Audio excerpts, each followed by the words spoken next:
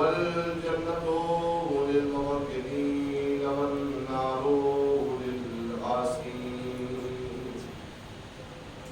सुम्मस्सलातु वस्सलामु व तहिय्यतु व इकराम अला रसूलिल मुसद्दद वल मुस्तफ़ा अमजद अबिल क़ासिम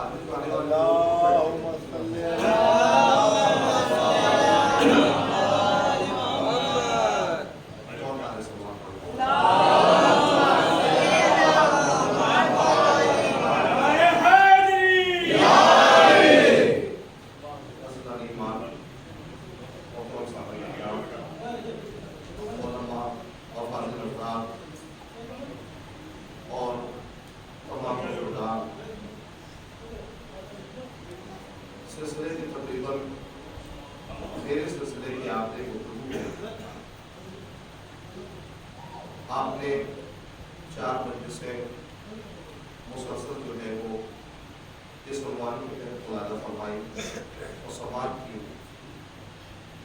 कि इमाम हुसैन अलैहिस्सलातु वस्सलाम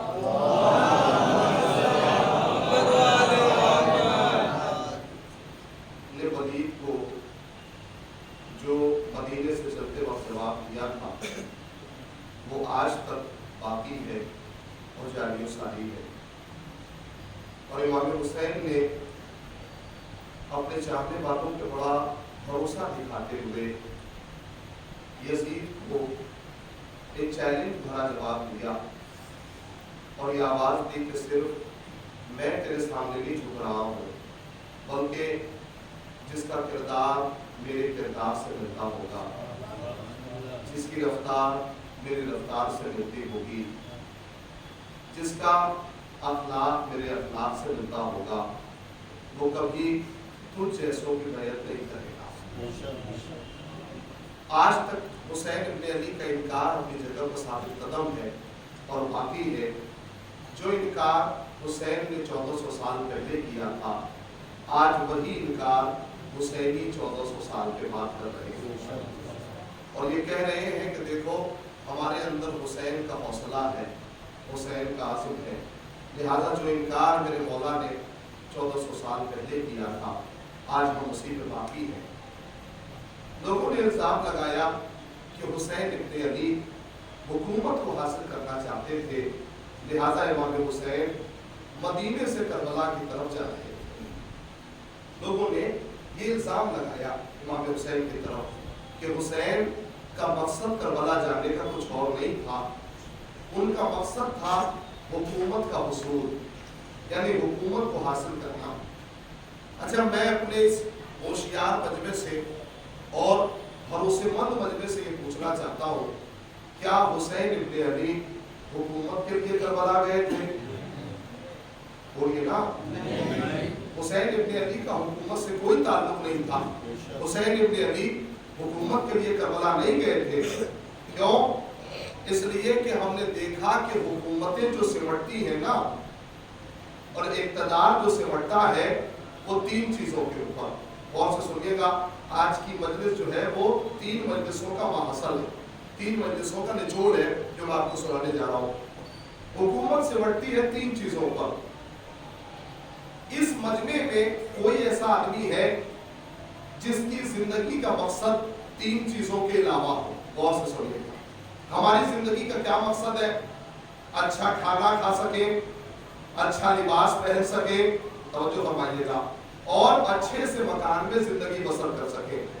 यानी दुनिया का जो भी इंसान जॉब करता है, कहीं जाके कमा रहा है, उसका मकसद यही है कि वो अच्छा खाना खा ले, अच्छा लिबास पहन ले और अच्छे से मकान में जिंदगी बसर कर ले। यानी मेरे कहने का मकसद अभी भी वाज़ेह नहीं हो सका। हुकूमत जो सिमटती है और इक़्तिदार जो सिमटता है वो 3 चीजों के ऊपर। कौन कौन सी? रोटी, कपड़ा और मकान। यानी इक़्तिदार जो सिमटता है और हुकूमत जो सिमटती है वो 3 चीजों के ऊपर। देखिए मजलिस का मैंने कहा ना, आज पहली ही मंजिल से जो है वो मजलिस उरूज पर चली जाएगी। आप हजरात सिर्फ सवाल करते रहे।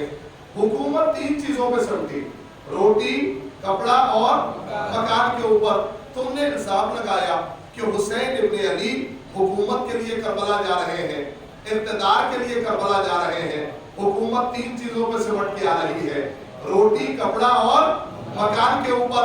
तुमने इल्जाम लगाया इमाम हुसैन पर कि हुसैन हुकूमत के लिए करबला जा रहे हैं। मेरे अजीजों, उसे रोटियों की क्या फिक्र होगी, वो रोटियों का क्या मोहताज होगा जिसके माँ के हाथों की पकाई हुई रोटियां अर्श आज़म की ज़ीनत बनती है।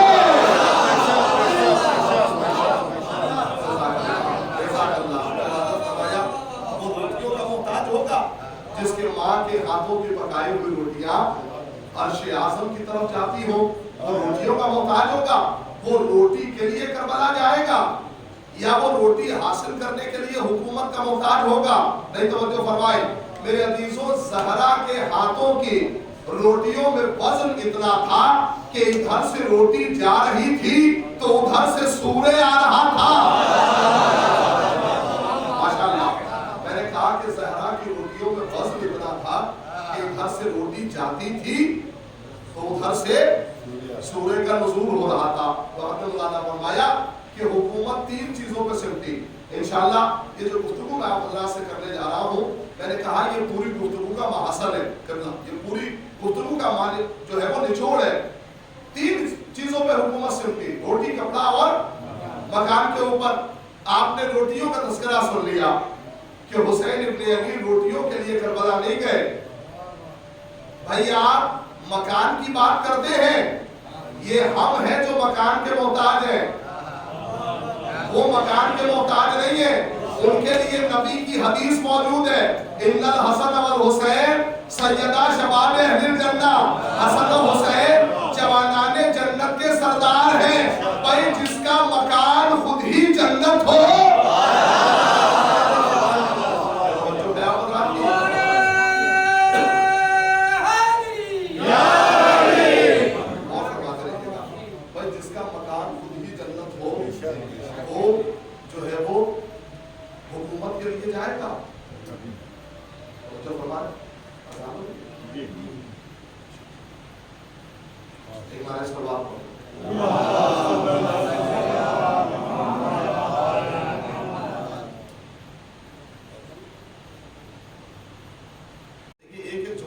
दिल लगा के सुनिएगा, तवज्जो के साथ सुनिएगा। मजलिस जो है वो बहुत अलग रुख पे है और मैं चाहता हूँ हर जुमला जो है वो सामईन की समझ में आए, लोगों की समझ में आए। तो आपने मुलादा फरमाया हुकूमत 3 चीजों पे चलती, रोटी, कपड़ा और मकान के ऊपर। आपने रोटियों का तस्करा सुन लिया, मकान का तस्करा सुन लिया, अब बारी आई लिबास की। जो समझदार है वो समझ जाएंगे। अब बारी आई लिबास की। भाई ये हम हैं जो लिबास के मोहताज हैं, वो लिबास के मोहताज नहीं है। ये हम हैं जो कमाते ही इसलिए हैं ताकि बदन पे शाइनिंग हो, वो इस चीज के मोहताज नहीं है। उनका लिबास रिजवान लेके आता है, वो लिबास के मोहताज नहीं है। उनका लिबास कहाँ से आता है? जन्नत से। ये हुई ना मंजिल सुनने वाली बात। उनका लिबास आता है जन्नत से। लेके कौन आया था? है रिजवान। जज़ाकल्लाह। देखिए जब पलट पलट के गुफ्तगू आती रहे ना, तब जाके समझ में आता है सामईन होशियार है और मजलिस जो है वो पढ़ने का मजा है। तो लिबास लेके आया था रिजवान। पर ये बताइए, वो लिबास लेके आया था वो था रिजवान, लेकिन उसने अपने आप को दरे सैयदा पे कहा क्या? बोलिएगा, मैं सारी बातें आप ही से पूछूंगा। वो था रिजवान, उसने दरे सैयदा पे क्या कहा? उसने कहा अना खैयातुल हसनैन। भाई खैयात का मतलब होता है दर्जी। भाई ये रिजवान है जन्नत की उम्मत का और वो अपने आप को दर्जी बता रहा है। तवज्जो सुनिएगा, मैं कहूंगा रिजवान तूने अपना ओहदा छुपाया क्यों? भाई तुझे तो बताना चाहिए था ना। रिजवान ये पूछेगा मुझसे कितना इतना बताइए कि उम्मत अफजल होती है या इमाम? सुनिए, उम्मत अफजल होती है इमाम?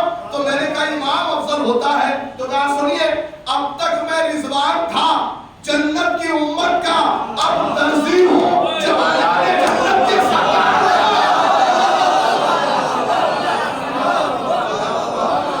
अब तक मैं रिजवान था जन्नत की उम्मत का, लेकिन अब दर्जी हूं जवानाने जन्नत के सरदारों का। इनारे सलवात पढ़ने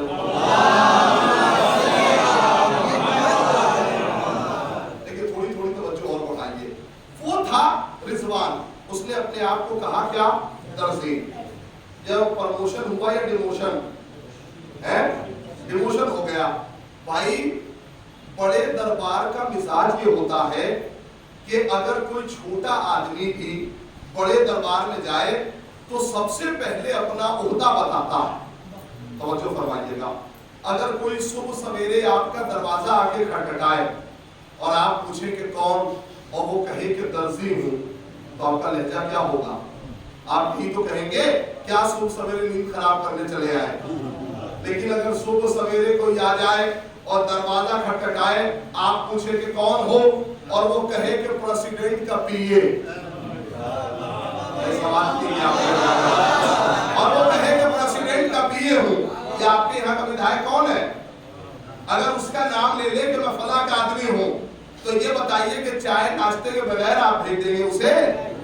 भाई चाय भी हाजिर करेंगे, नाश्ता भी लगाएंगे। क्यों? कहा इसलिए कि ओहदे से लहजा बदलता है। ओहदे से लहजा बदलता है। मैं कहूंगा रिजवान तू जन्नत की उम्मत का रिजवान है और तूने दरे सैयदा पे अपने आप को दर्जी कहा। भाई अगर तू अपने आप को रिजवान कहता तो कल तारीख में लिखा हो जाता कि दरे अहले बैत पर मलाइका आते थे। आप सुनिएगा, कल जो है वो तारीख में लिखा हो जाता कि दरे अहले बैत पर मलाइका आते थे। तुझे तो अपने आप को रिजवान कहना चाहिए था। कहा किबला मैं क्या करूं, मेरी ख्वाहिश तो यही थी कि अपना ओहदा बताऊं। किबला मेरी ख्वाहिश तो यही थी कि अपना ओहदा बताता, लेकिन मैं क्या करता, सैयदा की ज़बान पर लफ्ज़े दर्जी आया था।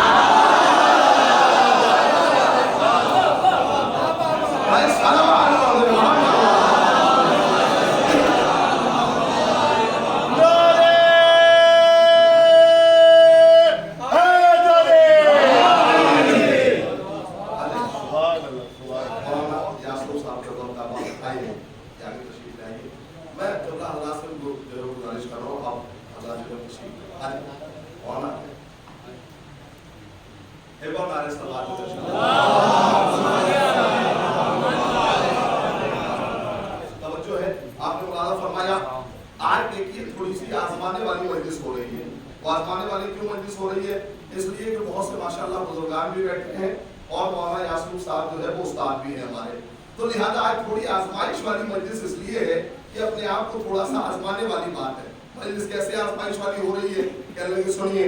तो आपने मुलादा फरमाया हुकूमत कितनी चीजों पे सिमटी? 3 चीजों पर, रोटी, कपड़ा और मकान। आपने सुन लिया। अब थोड़ी सी गुफ्तगू में और तवज्जो चाह रहा हूँ आप अल्लाह से। हमारे यहाँ समाज में ये कहा जाता है, थोड़ा सा अल्लाह ने अगर किसी को नवाज दिया तो लोग कहते हैं कि अल्लाह ने बड़ी रहमतों का दरवाजा खोल रखा। ये बोला जाता है ना। यानी हमारे यहाँ पैसे को रहमत बोला जाता है, बकिया सारी चीजें रहमत है, लेकिन पैसा जो है वो रहमत बोला जाता है। और अगर किसी को अल्लाह ने नवाज दिया तो हमारे यहाँ पैसा जो है वो रहमत है। और से सुनिएगा, आइए जरा सा कुरान से पूछे कि परवरदिगार हमारे यहाँ पैसा रहमत है, हुकूमत रहमत है, मालो दौलत रहमत है, परवरदिगार तेरे यहाँ क्या रहमत है? और से सुनिएगा, अल्लाह ने कहा मैं बताऊं रहमत क्या है। बिस्मिल्लाहिर्रहमानिर्रहीम, वातसमू बिहब्लिल्लाहि जमीअन वला तफर्रकू, अल्लाह की रस्सी को मजबूती से पकड़े रहो और आपस में तफरकेबाजी न करो। क्या कहना है? अल्लाह की रस्सी को मजबूती से पकड़े रहो और आपस में तफरकेबाजी न करो। अल्लाह की उस नेमत को याद करो जिस नेमत की वजह से तुम आपस में भाई भाई हो गए। तो मेरे भाई, अगर आप तारीफ जानते हैं तो ये बताइए, भाई भाई बनाया किसने? रिसालत ने। तो इसका मतलब है पहली आयत में रिसालत नेमत। भाई हम तो समझ रहे हैं कि पैसा नेमत है, हमारी आपने अल्लाह कह रहा नहीं, पहली आयत में रिसालत नेमत। आपने तर्जुमा सुन लिया, अब एक तर्जुमा मैं अपने मिजाज का करने जा रहा हूँ और मैं उलमाए कराम से इस जुमले की दाद चाहता हूँ कि मैंने तर्जुमा सही किया है या गलत। अल्लाह की रस्सी को मजबूती से पकड़े रहो और आपस में अंजुमनबाजी न करो। ये तर्जुमा सही है गलत? सही है। आपस में अंजुमनबाजी न करो। भाई साल भर हर आदमी एक दूसरे के यहाँ जाता है, रिश्तेदारी निभाता है, दावतें खाता है, लेकिन जैसे ही मुहर्रम आया तो कहता है हमारी मजलिस, उनकी मजलिस। जैसे ही मुहर्रम आया तो हमारी मजलिस, उनकी मजलिस, फला की मजलिस। मेरे भाई जुमला याद रखिएगा, अगर चीज हुसैन की है तो बाकी रहेगी। अगर चीज हुसैन की है तो बाकी रहेगी, अगर हमारी है तो खत्म हो जाएगी। बच्चों है, अगर हमारी है तो खत्म हो जाएगी, लेकिन अगर हुसैन की है तो बाकी रहेगी। तो अब ये तय कीजिए कि मजलिस हमारी है या हुसैन की। आपने क्या सुना? बच्चों है, मजलिस हमारी है या हुसैन की? तो अगर मजलिस हमारी है तो खत्म, अगर मजलिस हुसैन की है एक सवाल पढ़े ना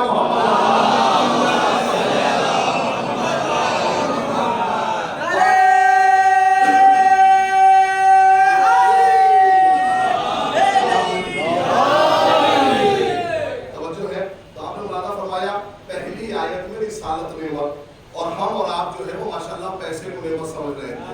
पहली आयत में रिसालत नेमत। अब तवज्जो, इस जुमले पे वही दाद भी दे सकता है। मैं बार बार क्यों कह रहा हूँ, जो पाबंदी से मजलिस में आता रहा, ठीक है, और जो आएगा पाबंदी से मजलिस में। और से सुनिए, दूसरी आयत वो है जो हमसे बहुत करीब है और हम सब जानते हैं उसके बारे में। बिस्मिल्लाहिर्रहमानिर्रहीम, अल यौमा अकमलतु लकुम दीनकुम व अतममतु अलैकुम निअमती। अल्लाह ने कहा मैंने दीन कामिल कर दिया, नेमतों को तमाम कर दिया। भाई दीन किस दिन कामिल हुआ?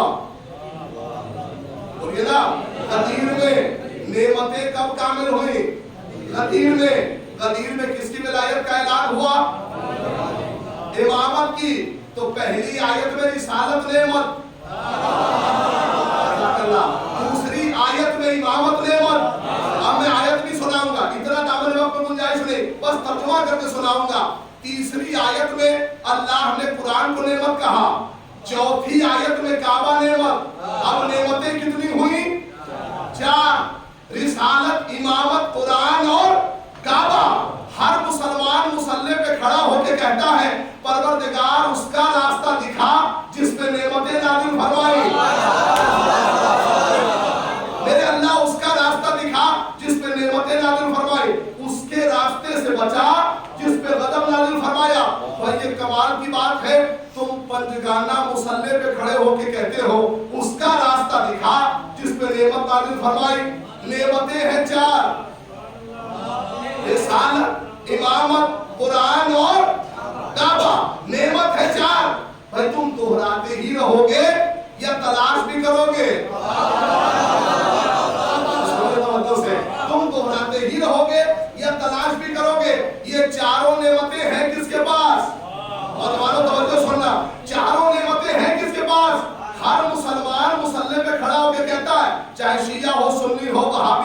पाबंदी हो, सब यही कहता है अल्लाह उसका रास्ता दिखा जिस पे नेमतें नाजिल फरमाई, उसके रास्ते से बचा जिस पे गज़ब नाजिल फरमाया।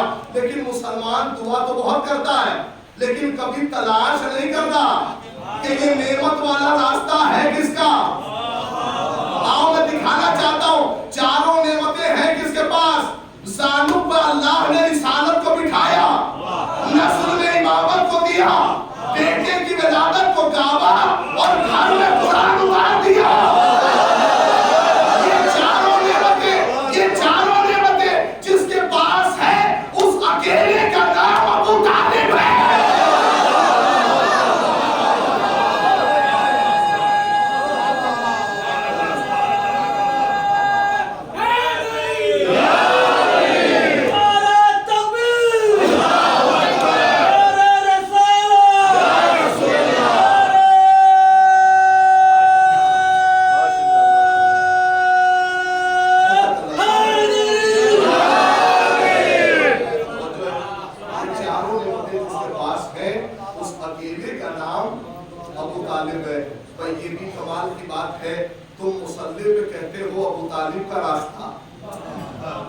और बाहर निकल के कहते हो वो ईमान नहीं लाए थे, तो ये भी कमाल की बात है। लेकिन मैं मजलिस में क्यों बार बार दोहरा रहा हूँ, कुरान पागलों के लिए नहीं आया है, कुरान अक्लमंदों के पढ़ने की किताब है।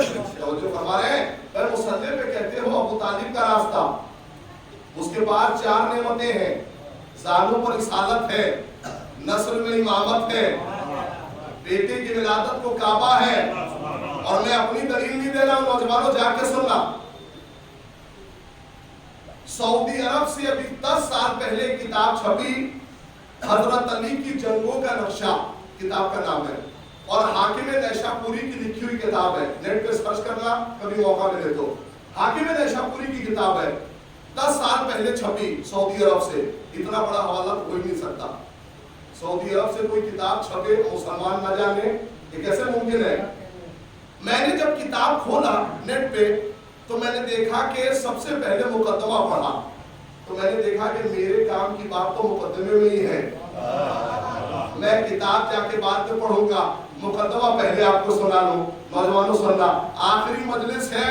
अब मैं किसी मजलिस में मैंने गुजारिश नहीं की आपसे, लेकिन ये जो मजलिस है बहुत इंपॉर्टेंट, जुमला सुनिएगा। तो आपने मुलादा फरमाया सऊदी अरब से किताब छपी, आपको पता है मुकदमे में क्या लिखा है। हाकिम नैशापुरी ने लिखा, ना अव्वलीन में कोई पैदा हुआ, ना आखिरीन में कोई पैदा हुआ। भाई लफ्ज़ तो समझ जाए, ना अव्वलीन में कोई पैदा हुआ, ना आखिरीन में कोई पैदा हुआ। अली ऐन जौफ काबा में पैदा हुए। ये हाकिम नैशापुरी ने लिखा है। जौफ काबा, आप जौफ जानते किसे कहते हैं? जौफ कहते हैं काबे के बीचों बीच, काबे की दरमियानी यानी वसती। उसमें ना वलीन में कोई पैदा हुआ, ना आखिरीन में कोई पैदा हुआ। अली ऐन जौफ काबा में। मैंने कहा हाकिम नैशापुरी, यही बात तो हम 1400 साल से समझा रहे हैं कि काबे से काबे वालों का शजरा मिलाओ।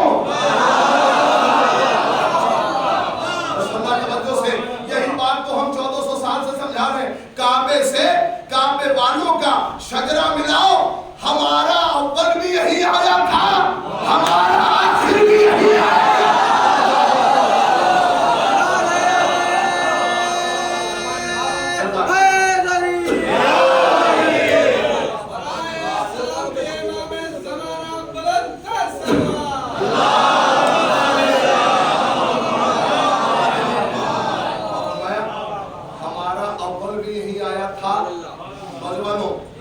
हमारा आखिर भी यही आएगा। और एक गजली अंदाज में जुमला कह दूं, देखिए समझदार के लिए बहुत कुछ है। हमारा अव्वल भी यही आया था, हमारा आखिर भी यही आएगा। अगर यकीन न आए तो इंतजार करके देखो। भाई अगर यकीन नहीं आ रहा है तो थोड़ा सा इंतजार कर लो। तो आपने वादा फरमाया, देखिए वो चारों नेमतें अकेले के पास हैं, जिसे अबू तालिब कहा जाता है। चारों नेमतें इन्हीं के पास है। ज़ानू पर रिसालत है, नस्ल में इमामत है, और उसके बाद वो कह रहे हैं, मुसल्ले पे इकरार कर रहे हैं अबू तालिब का रास्ता चाहिए, अबू तालिब का रास्ता चाहिए, और बाहर निकल के कह रहे हैं नहीं वो ईमान नहीं लाए। और ये भी इस्लाम कितना सितम ज़रीफी है, खुदा की कसम। मुसल्ले पे कह रहे हो अबू तालिब का रास्ता, और बाहर निकल के कह रहे हो वो ईमान नहीं लाए थे। तो जो है आप की मेरे अजीजों, देखिए कभी कभी होता है ना, कुछ बातें नस्र में अच्छी नहीं लगती, या अगर पहुंच भी जाए तो नस्र में अगर कामिल पहुंच जाए तो ज्यादा लुत्फ आता है। जनाब अबू तालिब अपने ईमान को खुद पहचानवा रहे हैं। तुम जो है वो सोच रहे हो मुसल्ले पे कह रहे हो अबू तालिब का रास्ता, और बाहर निकल के कह रहे हो वो ईमान नहीं लाए थे। मेरे ईमान पर खुद ही मेरी सीरत है गवाह, मेरे ईमान पर खुद ही मेरी सीरत है गवाह। मेरे बेटे, मेरी ज़ौजा, मेरी इतरत है गवाह। मेरे बेटे, मेरी ज़ौजा, मेरी इतरत है गवाह। एक तरफ अहमद मुख्तार की सीरत है गवाह, एक तरफ अहमद मुख्तार की सीरत है गवाह। दोनों ईमान से, ईमान किसे कहते हैं, और मैं हूं काफिर तो मुसलमान किसे।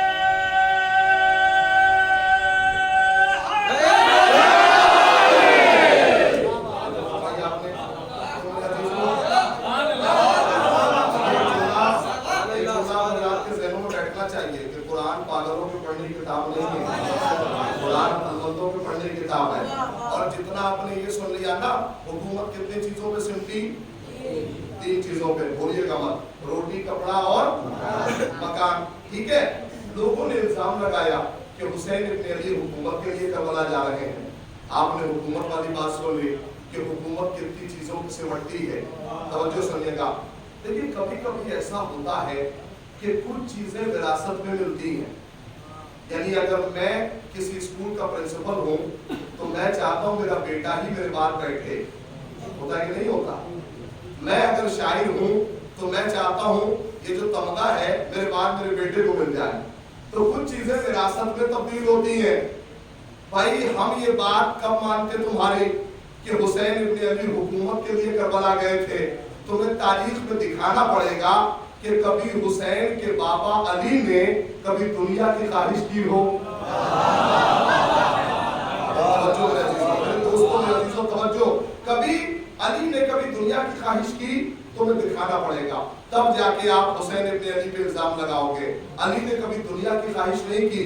पूरी नहजुल बलागा उठा के देख जाओ, मेरे मौला क्या कहते हैं, आवाज दी, या दुनिया खुर्री गैरी, है दुनिया जा गैरे अली को धोखा दे, अली तेरे बहकावे में नहीं आएगा। जा गैरे अली को धोखा दे, अली तेरी नैरंगियत में नहीं आएगा, अली तेरे बहकावे में नहीं आएगा। और तन्हा इतना नहीं कहा मौला ने, एक जुमला और कहा। क्या कहा मेरे मौला ने? कहा इन्नमत दुनिया कमस्लिल हय्या, लोगों दुनिया की मिसाल सांप की तरीके से। उठा के पढ़िए, मारिफत में इजाफा हो जाएगा। दुनिया की मिसाल सांप की तरीके से है।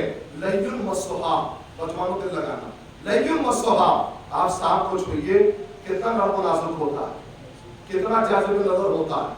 एक छोटा सा बच्चा, उसके सामने सांप फन को फैला के खड़ा हो तो वो तो यही समझेगा शायद मुझे सलाम करने आया है, शायद मेरी खैरियत पूछने के लिए आया है। नहीं, मैं एक चैलेंज वाली बात रखना चाहता हूँ। इमामबाड़े के बाहर एक आला किस्म का सांप रखिए। और इस पूरे मजमे से कोई ऐसा दिलेर है जो मैं कहूं कि सांप के सर पे जाके हाथ फेर दे, 5,000 रुपए का इनाम है? कोई फेरेगा? कोई है आप में से? कह लगे नहीं। क्यों नहीं फेरेंगे? क्या? इसलिए कि उसे मालूम है कि सांप में जहर है। काश आप समझ जाते हैं। कह लगे उसे मालूम है कि सांप में जहर है। मेरे अजीजों, जो अकलमंद है, बाहोश है, तेज तर्रार है, उसे मालूम है कि सांप में जहर है। मेरे मौला ने क्या कहा? अगर तुम अकलमंद हो और तुम्हें पता है कि दुनिया में जहर है, अगर तुम अकलमंद हो, तुम्हें पता है कि दुनिया में जहर है, तो फिर दुनिया से राबता क्यों रखे हो? तो फिर लोगों से राबता क्यों रखे हुए हो? तुम्हें मालूम है ना कि सांप में जहर होता है, तो फिर जिसके पास जहर हो उससे दूरी बनाओ। जो है उससे दूरी बनाओ ना। भाई दुनिया की मिसाल अगर आपको सुननी हो ना, तो मेरे मौला ने एक जगह पे आके नहजुल बलागा में कलम तोड़ दिया, जिसे कहा जाता है, और कहा कद तल्लक़्तु के सलासा, मैंने दुनिया को 3 मरतबा तलाक दे दिया।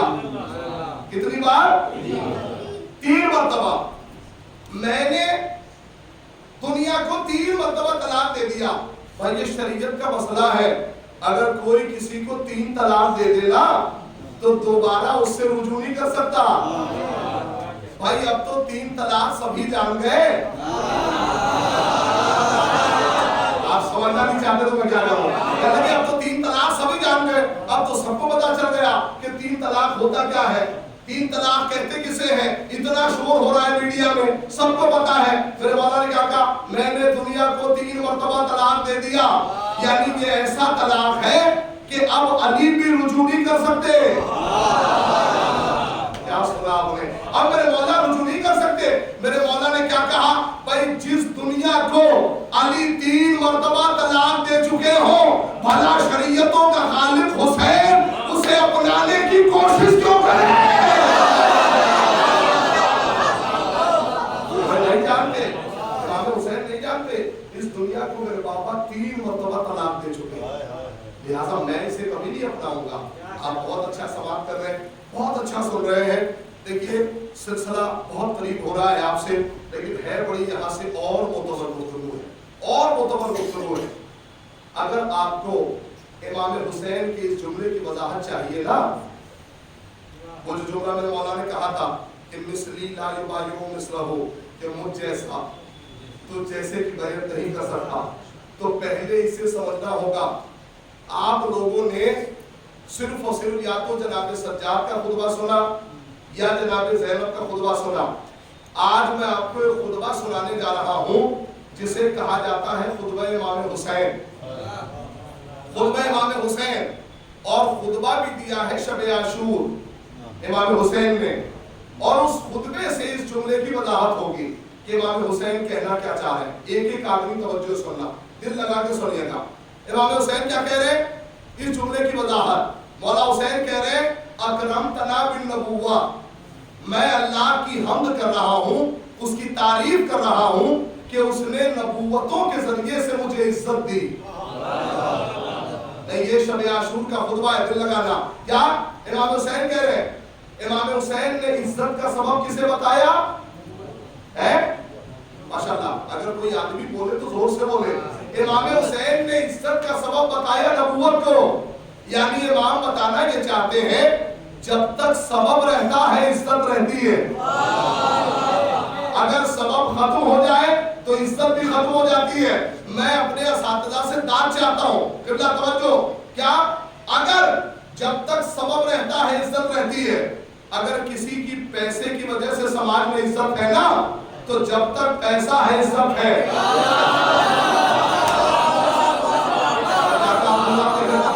जब तक पैसा है इज्जत है।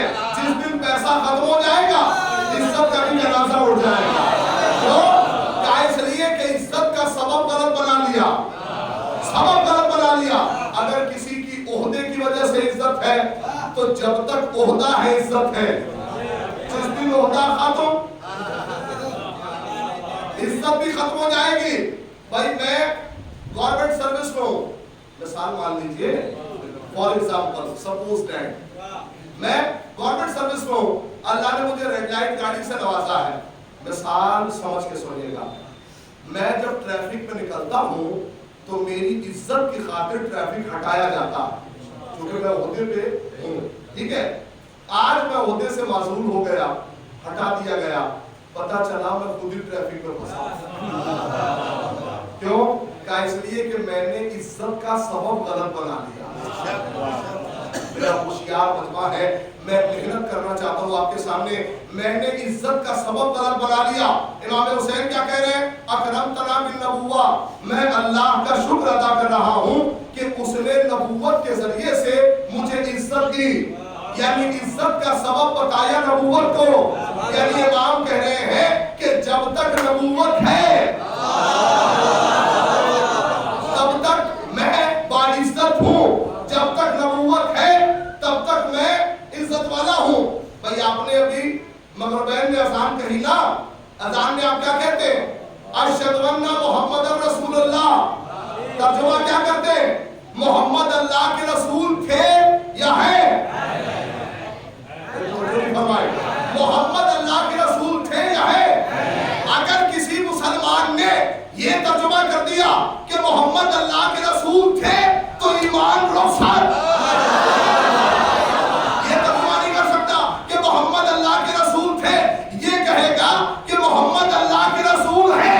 यानी इमाम हुसैन ये बताना चाहते हैं कि पंजगाना नमाजों में ये ऐलान करना कि मोहम्मद अल्लाह के रसूल है, इसका मतलब है कि हुसैन जिंदा है।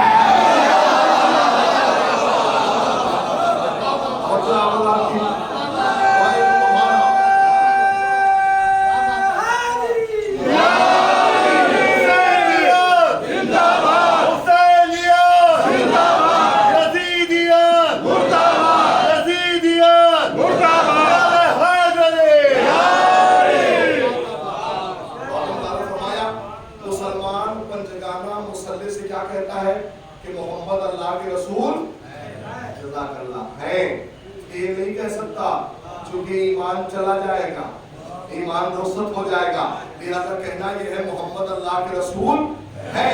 फिर अजीजों, इमाम हुसैन क्या कह रहे हैं कि पंजगाना अजान में ये आवाज देना, इसका मतलब ये है कि हुसैन जिंदा है। जब तक नबूवत है तब तक हुसैन जिंदा है। एक जुमला अभी जो है वो खुतबे का खत्म हुआ, तैयार हो जाना मेरे अजीजों। खुतबे का दूसरा जुमला है अकरमतना बिन नबुव्वा व अल्लमतना कुरान। मैं खुदा की तारीफ कर रहा हूं कि उसने मुझे कुरान पढ़ाया। किसने? समझ के बोलिएगा, मैं अल्लाह की तारीफ कर रहा हूं कि अल्लाह ने मुझे कुरान पढ़ाया। देखिए, जैसा पढ़ाने वाला होता है ना वैसा ही पढ़ने वाला होता है। समझदार लोग हैं, जैसा पढ़ाने वाला वैसा ही पढ़ने वाला। आपके बच्चे ने 8 पास कर लिया, आप हाई स्कूल के लिए किसके पास लेके जाएंगे? जो खुद 10वां पास हो है, किसके पास लेके जाएंगे? भाई कम से कम उससे पढ़वाएंगे हाई स्कूल के बच्चे को जो कम से कम ग्रेजुएशन किए हुए हो। ऐसे तो है, ऐसे ही है ना, कम से कम जो है वो ग्रेजुएशन पास हो। मैं कहूंगा भाई आप अपने बच्चे को किसी अनपढ़ के पास क्यों नहीं लेके जाते? कहने लगे नहीं, अपने जैसा बना देगा। नहीं, अपने जैसा बना देगा। इमाम हुसैन क्या कह रहे हैं? मैं खुदा का शुक्र अदा कर रहा हूं कि उसने मुझे कुरान पढ़ाया। जैसा पढ़ाने वाला था वैसा ही पढ़ने वाला था। अल्लाह ने हुसैन को ऐसा कुरान पढ़ा दिया कि सर नो के नेज़ा में था।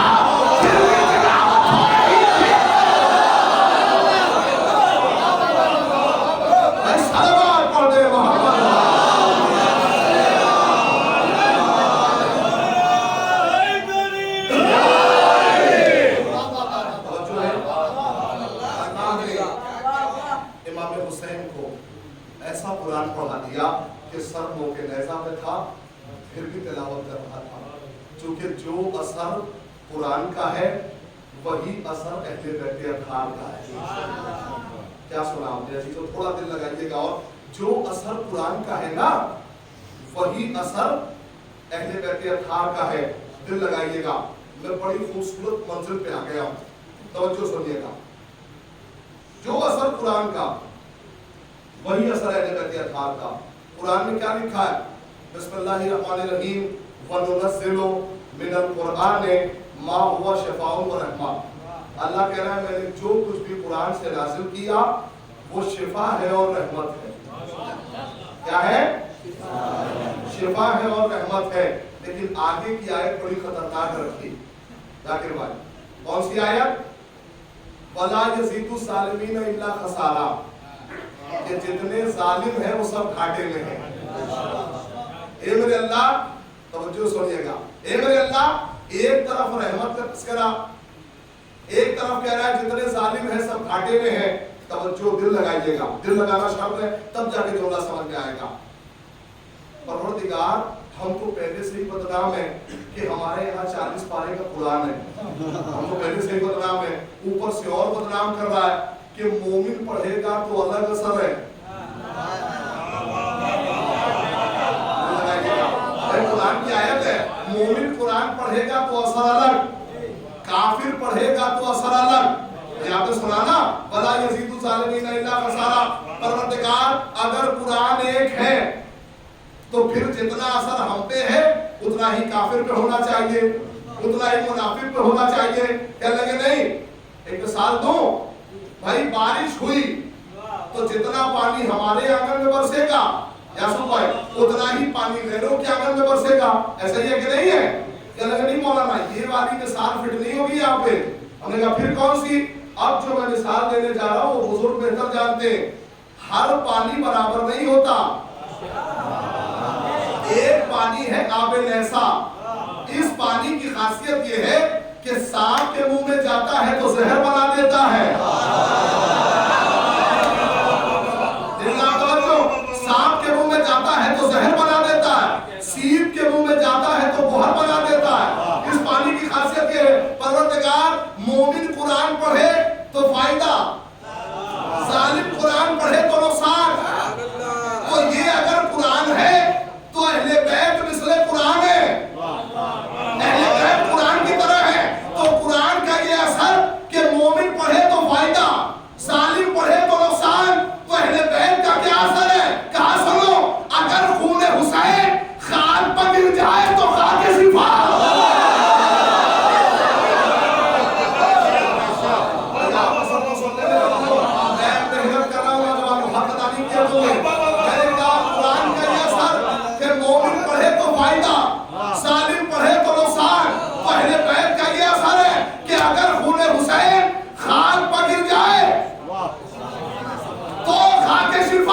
और यही खून हुसैन इब्ने ज़ियाद के पैरों में गिर जाए।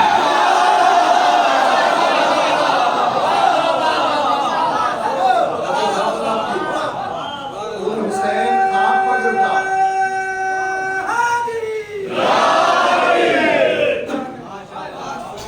हुसैन खाक पर गिरता है तो खाके शिफा बना देता।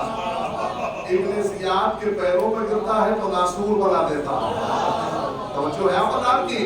तो जो असर कुरान का है वही असर अहले बैत अतहार का है। तवज्जो है मेरे अजीजों, सिर्फ असर में कुरान व अहले बैत बराबर नहीं है, बल्कि बरकत में भी कुरान व अहले बैत बराबर है। सिलसिले की आखिरी बात, लेकिन तवज्जो, दिल लगाइएगा तो बहुत दुख आएगा। सिर्फ असर में कुरान व अहले बैत बराबर नहीं, बल्कि बरकत में भी कुरान व अहले बैत बराबर है। लेकिन कुछ ऐसे लफ्ज है ना जिसका तर्जुमा नहीं हो सकता, अमल से दिखाना पड़ता है। बरकत किसे कहते हैं नौजवानों? बरकत किसे कहते हैं? देखिए, मैं बरकत का तर्जुमा करने जा रहा हूं। बरकत का तर्जुमा खवातीन से बेहतर कोई नहीं बता सकता। ऐसे कहती है कि अगर मेहमान दरवाजे पे आए और खाने में इजाफा हो जाए तो कहा जाता है कदम बाबरकत है। देखिए मैं समझाने के लिए इस्तेमाल कर रहा हूं, इस जुमले को समझिएगा। अगर मेहमान आए और खाने में इजाफा हो जाए तो कदम बाबरकत, और अगर खाना घट जाए, मैं बताऊंगा, मैं तर्जुमा करूंगा, मैं नहीं चूलेगा, लेकिन सलाम पढ़ो मोहम्मद। तवज्जो है, तो सिर्फ असर में कुरान और अहले बैत बराबर नहीं है, बल्कि बरकत में भी कुरान और अहले बैत बराबर है। मैं इस जुमले के लिए ताकत इकट्ठा कर रहा हूँ कि मैं इस जुमले को पढ़ सकूं, अदा कर सकूं। बरकत में भी कुरान और अहले बैत बराबर है। कैसे? आइए कुरान से फिर पूछा जाए कि बरकत कहते किसे हैं। मैं खुतबा शुरू कर चुका हूँ। बरकत किसे कहते हैं? कहा सुनो, बिस्मिल्लाहिर्रहमानिर्रहीम, लक़द कान लकुम आयतुन फी फ़ियतैन इल्तक़ता।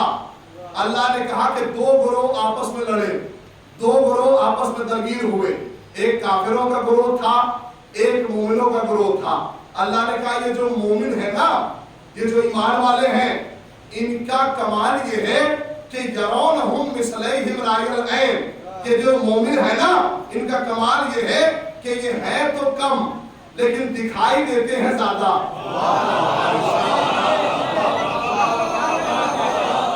नौजवानों बरकत सुन के जाना। मैं आखिरी पद तक तवज्जो चाह रहा हूँ, आखिरी मजलिस से कमी नहीं करूंगा जरा बराबर। ट्रेन जरूर है मेरी 10:45 पे, लेकिन कमी नहीं है, गौर से सुनिएगा। क्या कहा? मोमिनों का कमाल ये है कि ये होते कम है, दिखते ज्यादा है। मैं जितना भी समझा पाऊं समझा नहीं पाऊंगा, आप जितना समझेंगे इस जुमले को। अगर कोई पूछे ना कि बरकत कहते किसे हैं, बरकत है क्या, तो इधर उधर मत देखिएगा, कहिएगा नहीं कुरान में लिखा है बरकत का मतलब है इजाफा, बरकत का मतलब है ज्यादती। यानी अगर देखना है ना कि बरकत कहते किसे हैं, तो अल्लाह की तरफ आके देखो। अल्लाह कह रहा है कि मोमिनीन है तो कम, यरौनहुम मिसलैहिम रायल ऐन, जो अल्लाह वाले हैं ना, इलाही लश्कर है, इनका कमाल ये है ये होते कम हैं, दिखाई ज्यादा देते हैं, दिखते ज्यादा है। तो अब अगर कोई पूछे कि मोमिन कौन है तो क्या बताइएगा? जज़ाकल्लाह, बोले जुर्रत पैदा कीजिए। अगर कोई पूछे कि मोमिन कौन है तो कहिएगा कि जो हो तो कम लेकिन दिखे ज्यादा। मैं इस बात को समझाऊं कैसे मेरे अजीज? मैं फिर कुरान की आयत जो है वो आपकी खिदमत में पेश करूंगा। मोमिन उसे कहते हैं जो हो तो कम लेकिन दिखाई दे ज्यादा। जरा सा मिसाल तो पेश कीजिए कि मोमिन कहते किसे हैं। अगर अल्लाह वालों को देखना है तो जंग बद्र में देखो, भाई बद्र में खुदा वाले हैं, अल्लाह वाले हैं। हमने कहा हाँ, ये बताओ बद्र में कितने लोग थे? हैं 313। एक तरफ काफिरों का हजारों का लश्कर, एक तरफ ये 313।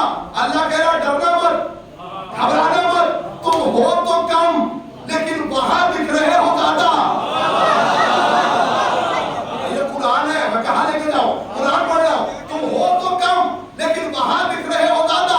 और अगर ये ज्यादा ना होते तो हजारों से जीतते कैसे? ये जंगे बद्र है ना, इस्लाम की पहली जंग है। एक तरफ मुसलमान 313, एक तरफ हजारों का लश्कर। अल्लाह कह रहा मत डरो, घबराओ मत, तुम कम हो लेकिन वहां ज्यादा दिख रहे हो। मेरे भाई, मैं किशनगंज में कैसे समझाऊं कि बद्र वाले अल्लाह वाले थे? कैसे समझाओ कि बद्र वाले अल्लाह वाले थे? देखिए दो ही तरीका है, या तो ये मानो कि 313 पे हर एक से ज्यादा था, कोई तरीके से समझा सकता हूं, या ये मानो कि 313 में हर एक से ज्यादा है। और अगर ये नहीं मानते तो फिर ये मानो कि कोई एक ऐसा है जो हर जगह मौजूद है।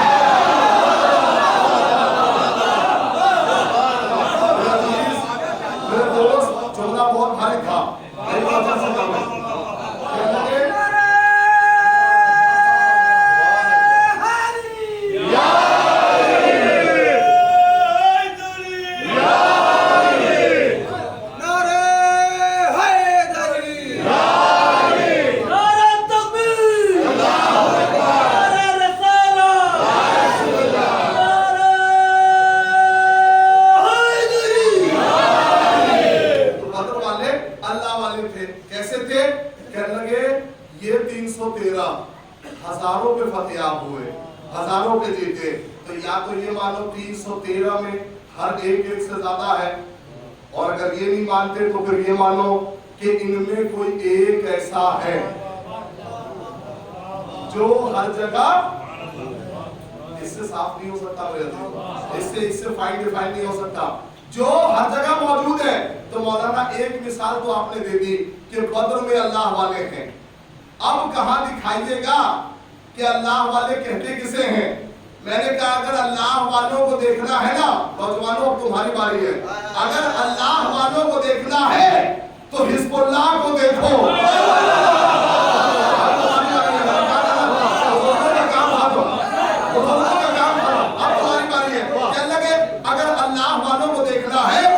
हिजबुल्लाह को देखो। मेरे भाई पूछे किससे कि ये अल्लाह वाले हैं? किससे पूछे? तो कहा इजराइल से पूछो। किससे पूछे? कहा इजराइल से पूछो। इजराइल बताएगा कि हिजबुल्लाह खुदा वाले, इजराइल बताएगा कभी? भाई ये तो खुद दबाने में तोला हुआ है, ये क्या बताएगा? मैंने कहा अगर ये नहीं बताएगा तो फिर मीडिया बताएगा। लेकिन मैंने मीडिया वाली बात क्यों छेड़ी? कहा इसलिए कि हर नौजवान नेट की दुनिया पे है।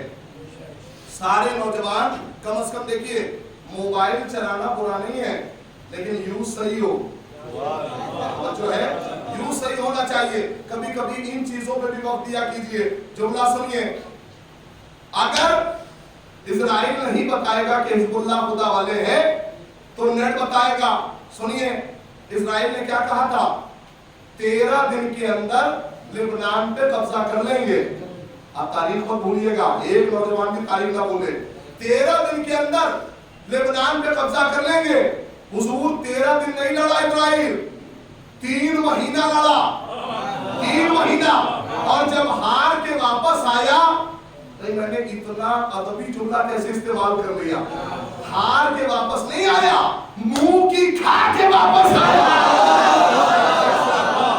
हार के वापस थोड़ी आया था, मुंह की खा के वापस आया। जब मुंह की खा के वापस आया तो मीडिया ने पकड़ लिया। सबसे पहले फौज को पकड़ा। नेट की दुनिया पे सब लिखा हुआ है, जाके खोलिएगा इजराइल और लेबनान की जंग, सारा मार्का मिल जाएगा। तो नेट पे आपको मालूम है मीडिया के पूछने का मिजाज होता है। एक आदमी से नहीं पूछते, कभी इस आदमी से, कभी उस आदमी से, कभी उनसे, कभी इनसे। तो सबसे पहले फौज से पूछा, भाई तुम तो 13 दिन कह रहे थे, मैं सुनना जुमला, तुम तो 13 दिन कह रहे थे, ये 3 महीना हो गया, ये बगैर जीते वापस चले आए, क्या हुआ पता है? फौज ने क्या कहा? हमें खबर गलत मिली थी कि वो है कम।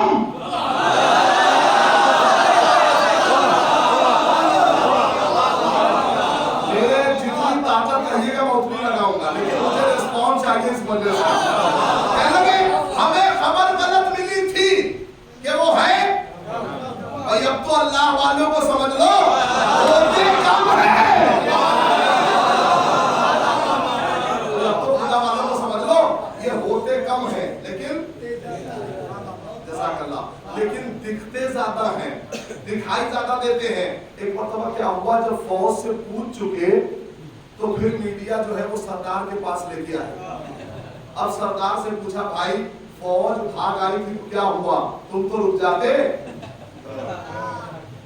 नहीं, आप मंजर देख रहे हैं, पस मंजर में नहीं जा रहे हैं। आप पस मंजर में नहीं जा पा रहे हैं। मजलिस का आखिरी नुक्ता है, पस मंजर में नहीं जा पा रहे। भाई मंजर क्या है? कहा वो तो फौज ये कह रही थी, हम क्या करते, हम जिधर हम क्या करते, परेशान थे। एक मरतबा जो है वो सरदार से पूछा, भाई तू क्यों भाग आया? कहा मैं क्या करूं, फौज भाग आई। मैं क्या करूं, फौज भाग आई। पता है क्या हुआ? तो एक मरतबा सरदार से पूछा, तुम तो 13 दिन कह रहा था, ये 3 महीना हो गया। फौज ने क्या कहा था? मुझे खबर गलत मिली थी कि वो है कम। पता है सरदार ने क्या कहा? हम क्या करते, हम जिधर भागते थे उधर हिजबुल्लाह। हम क्या करें, हम जिधर भागे उधर हिजबुल्लाह, जिधर जाए उधर नसरुल्लाह। भाई बदर मत भूलिएगा,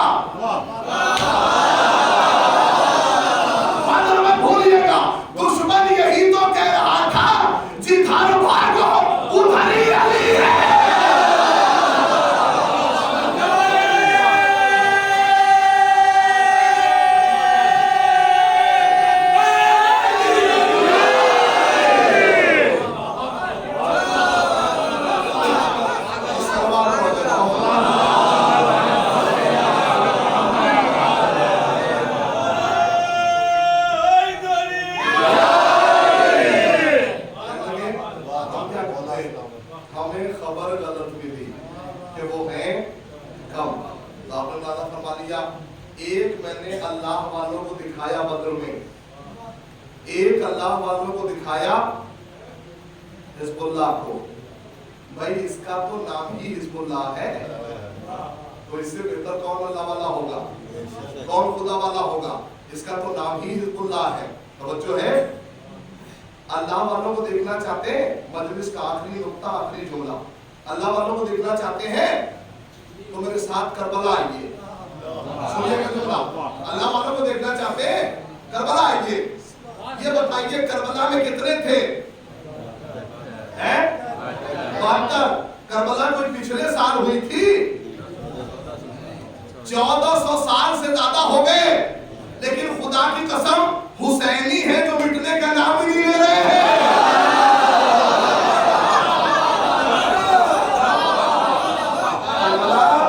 पिछले साल थोड़ी हुई थी, 1400 साल से ज्यादा हो गए, लेकिन ये अल्लाह वाले हैं, ये इलाही लश्कर है, ये अल्लाह वाले हैं जो होते कम हैं, कुरान की आयत है, लेकिन दिखते ज्यादा हैं, नजर ज्यादा आते हैं। आखिरी सवाल, मैं कोई मुआवजा नहीं कर रहा, उलमा किराम की मौजूदगी है, तवज्जो है, मैं कोई मुआवजा नहीं करूंगा। ये बताइए कि हज पे हर साल कितने लोग जाते हैं? समझ के सुनना नौजवान, आखिरी फर्क तक तवज्जो। हज पे कितने जाते हैं हर साल?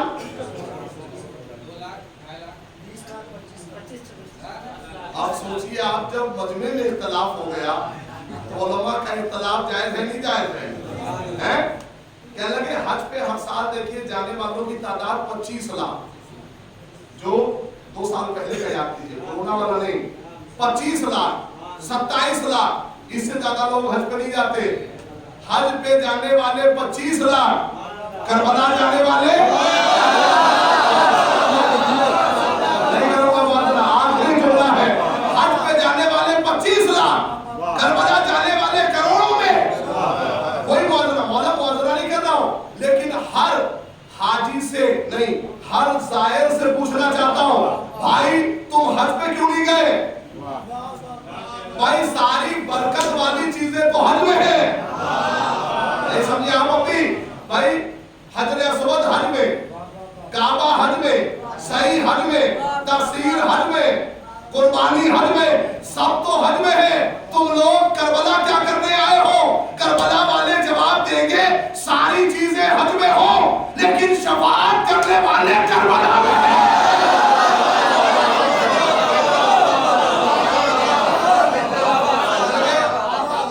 सारी चीजें हज में हो, लेकिन शफाअत करने वाले कहां है? करबला में। अब जुमला मैंने अपनी तरफ से नहीं कहा, ज़ियारत का जुमला सुनिए। अल्लाह हाजियों पे नजर रहमत करने से पहले करबला के ज़ायरों पे नजर रहमत करता है। मेरी जल्दी कुर्बान हो जाए, दुआ किया कीजिए कि अल्लाह काबे की ज़ियारत भी नसीब फरमाए और हुसैन के कब्र की ज़ियारत भी नसीब फरमाए। मेरे अजीजों, मैंने ये जुमला इसलिए नहीं कहा आपसे कि आप तारीफ कर दे और भूल जाए, तारीफ करके आपके ज़हन में न रह पाए कि मौला ने करबला की ज़ियारत को क्यों कहा। तुम अगर हुसैन की ज़ियारत को जाओगे तो हुसैन तुम्हारी ज़ियारत को आए। अजीजों, इमाम हुसैन से जो चीज़ भी मिल जाती है ना, जिसका राबता भी हुसैन से हो गया, वो बड़ी मुकद्दस हो जाती है। मैं आखिर में आप तमाम हज़रात से गुजारिश करता हूँ, जिस चीज़ का राबता हुसैन से हो गया वो चीज़ बड़ी मुकद्दस हो जाती है, चाहे वो फर्श हो, चाहे वो अलम ताबूत हो, चाहे वो हुसैन की मजलिस में बैठा हुआ तबर्रुक हो। जिस चीज़ का राबता हुसैन से हो गया वो शय बड़ी मुकद्दस हो जाती है।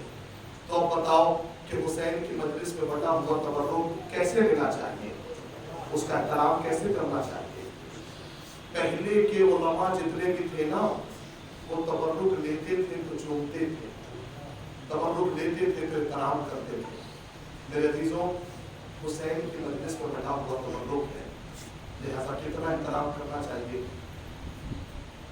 मैं इस वाक़े को बयान करने के लिए आप हज़रात के खिदमत में ईरान के बहुत बड़े आलिम दीन थे। मसाइल का एक गोशा है, सुनिएगा दिल लगा के, और तबर्रुक हुसैन का एहतराम देखिएगा। आयतुल्लाह कौसरी बहुत बड़ा नाम था। आयतुल्लाह कौसरी का मकाम और मर्तबा ये था कि बड़े बड़े मराजे कराम के यहाँ भी मजलिसें पढ़ने जाते थे।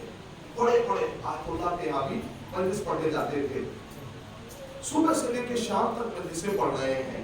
आयतुल्लाह मकारिम, आयतुल्लाह मजीद खुरासानी, बड़े बड़े आयतुल्लाह के घर एक कुछ छोटे छोटे बच्चे आए और आके कहने लगे, आयतुल्लाह हम लोग मजलिस कराना चाहते हैं, आप हमारी मजलिस पढ़ देंगे?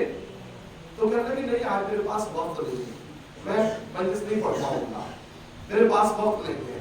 तो एक बच्चा चीख मार के रोने लगा और कहने लगा, आयतुल्लाह हमारे घर की मजलिस नहीं पढ़ेंगे आप? हम बच्चों ने मजलिस का एहतमाम किया है। सुनना अजीजों गौर से और इसे अपनी नसीब में लिखना। कहा कि आप हमारे यहाँ मजलिस नहीं पढ़ेंगे? तो आयतुल्लाह कौसरी ने देखा जब बच्चा रो रहा था तो कहा नहीं, मैं तुम्हारे यहाँ मजलिस पढ़ूंगा। जब सारी मजलिसें पढ़ ली, दिन भर की सारे आयतुल्लाह की यहाँ मजलिसें पढ़ ली, तो आखिर में उन बच्चों ने मजलिस रखी। उन्होंने क्या देखा, चादर बिछी है बस और एक कुर्सी रखे हुए हैं। तो आयतुल्लाह कौसरी उस कुर्सी पे बैठ गए और सिर्फ 5 मिनट के मसाइल पढ़े। बच्चे थे छोटे छोटे, क्या पढ़ते बेचारे, सिर्फ 5 मिनट के मसाइल पढ़े, चले गए आराम करने के लिए। अब वो खुद बयान करते हैं कि ख्वाब के आलम में एक नूरानी शख्सियत मेरे करीब आई और आके कहने लगी, ए कौसरी मैं आज बहुत खुश हूँ। कहा कौन है? कहा कि मैं उसी दुखियारी हुसैन की माँ हूँ जिसके लाल की तो मजलिसें पढ़ के आ रहा है। सुनो गौर से, उसी दुखियारी हुसैन की माँ हूँ जिसके लाल की तो मजलिसें पढ़ के आ रहा है। एक कौसरी आज पूरे दिन की मजलिसों में मैंने तेरी एक मजलिस को कबूल किया। जब ये जुमला कहा ना तो आयतुल्लाह कौसरी ने पलट के कहा, शहजादी कौन सी मजलिस कबूल की? फला आयतुल्लाह के घर जो पड़ी थी वो वाली? तो कहा नहीं, उस मजलिस को कबूल नहीं किया मैंने। तो कहा फला आयतुल्लाह के घर पड़ी थी वो वाली? कहा नहीं, तूने सबसे आखिर में बच्चों की मजलिस पढ़ी। कहा तुमने सबसे आखिर में बच्चों की मजलिस पढ़ी थी, मैंने उस मजलिस को कबूल कर लिया। कहा बीबी आपका बहुत बहुत एहसान है, बीबी बहुत बहुत शुक्रिया आपका, आपने उस मजलिस को कबूल कर लिया। नौजवानों रोते हुए घर तक जाओगे, ये जुमला सुनो। लेकिन शहजादी कहती है, एक कौसरी एक चीज मुझे तुम्हारी पसंद नहीं आई। कहा बीबी कौन सी बात? बीबी मुझे जल्दी बताइए, मैं बहुत शर्मिंदा हो रहा हूँ। कहा एक कौसरी उन बच्चों ने जब तुझे तबर्रुक दिया था तो वो तबर्रुक के तौर पर चाय दी थी, तो एक कौसरी तूने आधी चाय तो पी लेकिन आधा तबर्रुक जमीन पर गिरा दिया। मैं तुझसे राजी नहीं हूँ। ये जुमला जैसे ही कहा ना, कहा शहजादी चाय जो है ठंडी हो गई थी, मैंने इसलिए थोड़ी सी पी, लेकिन शहजादी आज के बाद मुझे माफ कर दीजिए, मैं तबर्रुक के हुसैन का बड़ा एहतराम करूंगा। आपने देखा कि दिन भर की मजलिसें चाहे कबूल ना हो, लेकिन हुसैन के नाम पे अगर कोई मजलिस की जाएगी, हुसैन से अगर कोई राबता हो गया तो जरूर कबूल हो जाएगी। मेरे अजीजों, आपका हुसैन से राबता है ना, मैंने आपके जहनों को आमादा किया है ताकि मसाइल का एक टुकड़ा आपकी खिदमत में पढ़ सकूं। एक ईरान से एक वफ्द ज़ियारत करने को पहुंची। दिल लगा के सुनना मेरे अजीजों, और मसाइल का टुकड़ा है, बड़ा क़यामत का जुमला है। उसका नाम था मुल्ला अब्बास, माज़िंदरान का रहने वाला था। करबला ज़ियारत को हर साल जाया करता था। असीराने करबला की मजलिसें हो रही है ना, आखिरी मजलिस से आखिरी जुमला है, हर साल ज़ियारत को जाता था। एक साल ऐसा हुआ कि उसके पास पैसा नहीं था कि वो ज़ियारत को जा सके। जब पैसा नहीं था, मोहल्ले वालों को पता चला कि ये हर साल ज़ियारत को जाता था, तो मोहल्ले वालों ने चंदा इकट्ठा किया और कहा कि ये चंदा हम तुम्हें दे रहे हैं ताकि तुम हमारी तरफ से हुसैन की ज़ियारत को जाओ। मेरे अजीजों, वो लेके गया। तारीख लिखती है कि वो थोड़े थोड़े मसाइल भी पढ़ लेता था। एक मर्तबा जब ये अपने काफिले को तैयार करके लेके करबला पहुंचा, अब दिल लगा था, करबला पहुंचा तो इसकी कैफियत ये थी कि इतना काफिला थक गया था कि थक के आराम करने लगा। दूर से क्या देखा, रोज़े अब्बास नजर आ रहा है। रोज़े अबुल फजल नजर आ रहा है।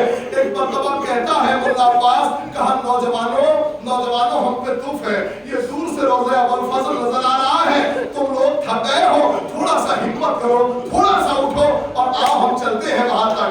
मेरे अजीजों, नौजवानों को उठाया, जैसे ही वहां पहुंचने के बाद थोड़े से मसाइल पढ़े, मातम किया, मातम करके रोज़े अबुल फजल में आए, वहां मातम किया और मातम करने के बाद कहा कि भाई मैंने मसाइल पढ़ दिया, लेकिन ये बताओ कि नौहा कौन सा पढ़े। यही मसाइल है और आप जाने, ज़हरा जाने आप कैसे गिरिया करेंगे। कहा नौहा कौन सा पढ़े। तो एक मर्तबा जो नौजवान आए थे उन्होंने कहा कि डायरी खोलो, जो नौहा निकल आएगा उसे पढ़ देना। जैसी डायरी खोली ना, अली अकबर के हाल का नौहा निकला। अब गए हुए वापस न जाना, इसलिए जब मसाइल के दो जुमले और रह गए हैं, अली अकबर के हाल का नौहा निकला। सबने नौहा पढ़ा और पढ़ने के बाद सब जाके आराम करने लगे। आराम करते करते एक मर्तबा मुल्ला अब्बास कहता है कि हरम का खादिम आया और आके मेरे पास जल्दी से उसने उठाया, कहा क्या हुआ। कहा खुशानसीब हो, तेरी जियारत को हुसैन आ रहे हैं।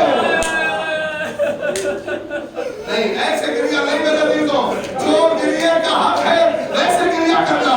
कहा खुशानसीब, तेरी जियारत को हुसैन आ रहे हैं। जैसे ये जुमला सुना, मुल्ला अब्बास जो है वो बैठ गए। आने के बाद कहने लगे, मौला आप क्यों आए हैं, मौला आपने क्यों जहमत की। कहा मुल्ला अब्बास, मैं 3 वजहों से तेरे पास आया हूँ। कहा मौला जल्दी कहिए क्या वजह है।